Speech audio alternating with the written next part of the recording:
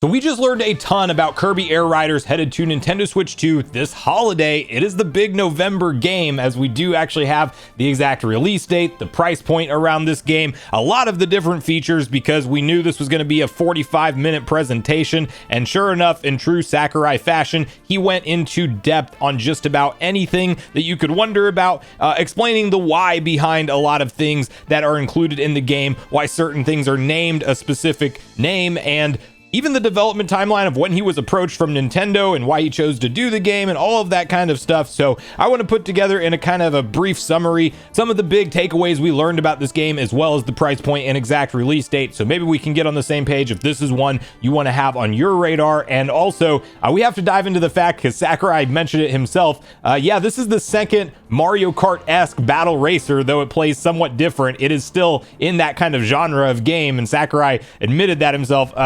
This is an interesting start to the Switch 2 generation, so we have to have the conversation of what that kind of looks like as a whole.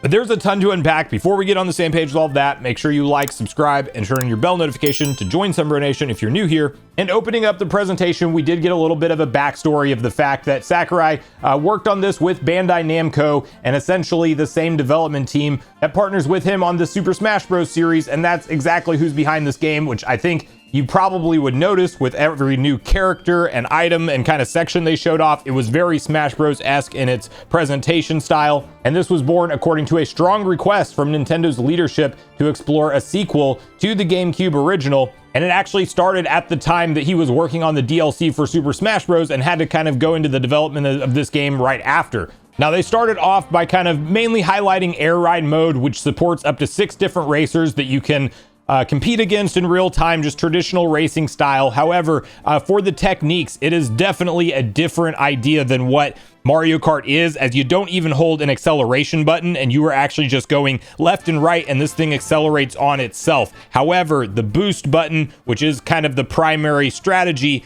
you're going to be holding that down around twists and turns and releasing it, and the Y button, which you will attack other enemies on screen with, is really how you're actually gaining traction and potentially getting ahead of other players on screen. This is very an attack focused game where you're trying to kind of stay on the heels of everybody else on the map, and by attacking them, you are going to actually gain speed and get up to their speed and potentially boost past them. And it seems that there's a lot of different strategy with the amount of machines that are supported, because you can switch to different ones and each one kind of has their own advantages and disadvantages. Some of them built more like a tank that I think you're going to be able to, damage enemies more frequently or easily, and other ones a little bit more with maneuverability, where you can get around tight corners and turns that much easier. So it does seem like each individual stage you may actually want to potentially switch the different ride machine for, and I do like that element. Specials is definitely something that is really built into this game as well. The Y button is your special button. It activates your character's unique special move. You'll attack your riders and enemies to fill up your special gauge, and then once your gauge is full, you can unleash your special. Kirby does have 4 different special moves, and there's the ability to combine certain specials with attacks. Like for instance, you can do quick spin, which is activated by wiggling the control stick while in mid special. And while it might sound like, not having an acceleration button and stuff like that makes this game a little bit more simple, there's actually a lot of depth to this. There was so much happening in such a short amount of time on screen. It's a lot to process. The levels do look beautiful too. I will say the terrain, absolutely great. We saw some real-time live gameplay walkthrough with Sakurai himself playing a race. Now, the race went by extremely quick. It might have just been for the purposes of this video, but they have all types of different rules and customizations you can set up.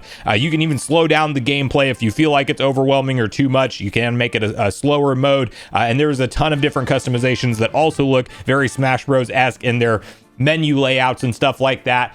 There's a large cast of riders, so we do have kind of some deep cuts even from the Kirby franchise. So Meta Knight, King Dedede, Banana Waddle Dee, as well as a number of different enemies like Cappy, Chef Kawasaki, Starman, and a bunch more. And you will actually be able to use the copy ability with all of these different riders, because as mentioned from Sakurai, yes, Kirby's technically the only one that can actually copy abilities, but they felt like that would obviously be an unfair advantage if they're only giving that to one rider. So you do have the ability to copy abilities regardless of who you play with, which is also a really cool strategy thing, because that's going to be something that you'll want to be aware of to utilize better attacks and or increase your speed while racing. And interestingly, while a lot of time was spent on air ride mode, he actually, Sakurai that is, mentioned city trial mode as the main event. This will be a big one for fans of original Kirby Air Ride, because it is actually returning from that. Now, I am new to this series. I did not own Kirby Air Ride on the GameCube, so I'm not really going into this with any kind of direct comparison in mind, but they even showed quite a bit of the original game when showing off this game, and it does seem like this is a pretty cool mode that will be taking place on Skya, where you'll drive around freely, you collect power-ups, you attack opponents to damage them and steal their machines or cause them to drop new power-ups, and you're doing this trying to upgrade your machine as much as possible. You start out basically non-leveled up, and then through finding power-ups, you'll be able to make your machine heavier, faster, and so on. And in addition to that, the big thing for me is like the random boss encounters. I think this looked really cool. It's actually kind of what I wanted to see, something in relation to this in Mario Kart World, and we of course didn't see that, but it does look like you'll be facing off some like big marquee enemies and stuff like that as certain field events occur. There's stuff like short race that'll pop up where you'll race through like a certain smaller area of the map and get additional power-ups based on how you finish. Dusty Derby, you'd battle opponents to knock them out and earn more power-ups. And that's just phase 1 of the city trial. And then you will be moved into phase 2. And that is stadiums, where you take your powered up machine and actually compete directly to try to be crowned the winner. Some stadiums are recommended based off your machine's actual stats. And this looks like a cool, like the single player mode seems pretty fleshed out in this game. There's a lot of stuff you can just go on and do on your own. But of course, at the end of the day, racing types games, more battle arcade style games like this in a racing environment, you will want to play online. You can go up to 16 players online. You can go up to 8 actually local wireless. But I mean, probably very rarely will you be in a room with 8 Nintendo Switch 2s, all local wireless, but up to 16 players nonetheless online. And then you can use game chat. All that stuff is fully supported as you would expect. And to me, from the looks of this, this is a content complete experience overall. Sakurai even teased that there's actually a lot more to share, but you know, he'll do so at an upcoming date. A lot of people really did think that this would be potentially a September game because of this blowout event that we're having all the way here in August. We don't know anything about Metroid Prime 4, and we already know that this is the November game. I think many people, including myself, started to shift the idea to maybe Metroid Prime 4, because we don't have the release date around it, is indeed that November time slot game, the big holiday system seller for Nintendo, outside of course, Pokemon Legends EA, which is going to do most of the damage. But no, Nintendo wants to go battle racer style, just skinned with Kirby and all of Sakurai's unique creative vision around it to actually put on the holiday shelves to try to help sell Switch 2s. This is an interesting decision for me, in my opinion, personally. It was not what I was expecting to be the November game. It is actually surprising that it's that far out from when we got this deep dive direct. This is also very interesting because Nintendo didn't show us any gameplay until this 45-minute blowout presentation. And I kind of just wonder if they asked Sakurai himself how he wanted to kind of market and present this thing, and basically allowed him to take more of the reins on the decisions on it, because it's kind of out of left field from how Nintendo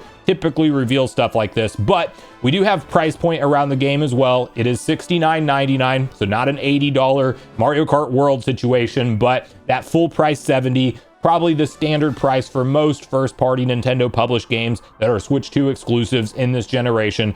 And from what we saw today with the variety of different stages, which I kind of glossed over, like Cybertron Highway just straight up reminded me of F-Zero, but in, Kirby form and everything like that. They had a wide variety of different stages that they looked at. That waterfall one that Sakurai was actually playing through, absolutely beautiful. Like, this game visually does look very nice for the Switch 2. But there's a lot of different content baked in here.